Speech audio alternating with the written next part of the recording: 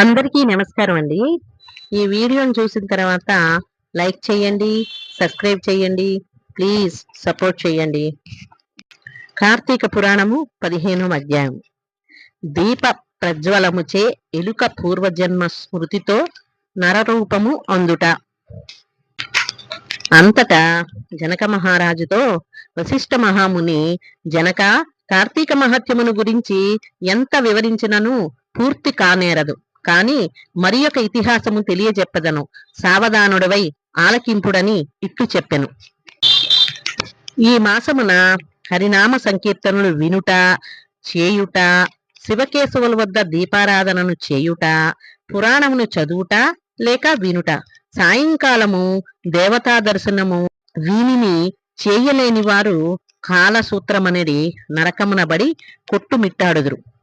కార్తీక శుద్ధ ద్వాదశి దినమున మనసారా శ్రీహరిని పూజించిన వారికి అక్షయ పుణ్యము కలుగును. శ్రీమన్నారాయణుని గంధ పుష్ప అక్షతలతో పూజించి ధూప దీప నైవేద్యములు ఇచ్చిన ఎడల విశేష ఫలము పొందగలరు. ఈ విధముగా నెల రోజులు విడువక చేసిన ఎడల అట్టివారు దేవ దుందుబులు మ్రోగుచుండగా విమానమెక్కి వైకుంఠమునకు పోవుదురు. నెల రోజులు చేయలేని వారు కార్తీక శుద్ధ త్రయోదశి, చతుర్దశి, పూర్ణిమ రోజుల ఎందైనా నిష్ఠతో పూజలు చేసి ఆవు నేతితో దీపమును ఉంచవలెను. ఈ మహాకార్తీకములో ఆవు పాలు పితికినంత సేపు మాత్రము దీపముంచిన ఎడల మరుజన్మలో బ్రాహ్మణునిగా జన్మించును.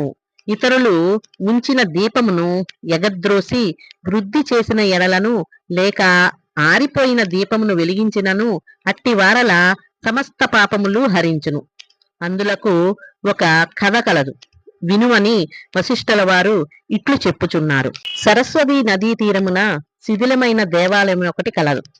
కర్మనిష్ఠుడనే దయార్థ హృదయుడగు ఒక యోగి పుంగపుడు ఆ దేవాలయం వద్దకు వచ్చి కార్తీక మాసమంతయు అచటనే గడిపి పురాణ పఠనము చేయు తలంపుకు రాగా ఆ పాడుబడి ఉన్న దేవాలయమును శుభ్రముగా ఊడ్చి నీళ్లతో కడిగి బొట్లు పెట్టి పక్క గ్రామమునకు వెళ్లి ప్రమిదలు తెచ్చి దూదితో ఒత్తులను చేసి 12 దీపములు ఉంచి స్వామిని పూజించుతూ నిష్ఠతో పురాణము చదువుకొనుచుండెను. ఈ విధముగా కార్తీక మాసము ప్రారంభము నుండి చేయుచుండెను. ఒక రోజున ఒక మూషికము ఆ దేవాలయంలో ప్రవేశించి నలుమూలలా వెతికి తినటానికి ఏమీ దొరకనందున అక్కడ ఆరిపోయి ఉన్న ఒత్తిని తినవలసినదేనని అనుకొని నోట కరుచుకుని ప్రక్కనున్న ధూపము వద్ద ఆగెను. నోట కరిచి ఉన్న ఒత్తి చివరకు అగ్ని అంటుకొని ఆరిపోయిన ఒత్తి కూడా వెలిగి వెలుతురునిచ్చెను. అది కార్తీక మాసము అగుట వలనను శివాలయంలో ఆరిపోయిన ఒత్తి ఈ ఎలుక వల్ల వెలుగుటచే దాని పాపములు హరించుకుపోయి పుణ్యము కలిగినందున వెంటనే దాని రూపము మారి మానవ రూపములో నిలబడేను. కార్తీక మాస దీపారాధన ఫలముచే ఎలుక మానవుడగుట. ధ్యాననిష్టలో ఉన్న యోగి పుంగవుడు తన కన్నులను తెరిచి చూడగా ప్రక్కనొక మానవుడు నిలబడి ఉండుట గమనించి, "ఓయి, నీవు ఎవ్వడవు?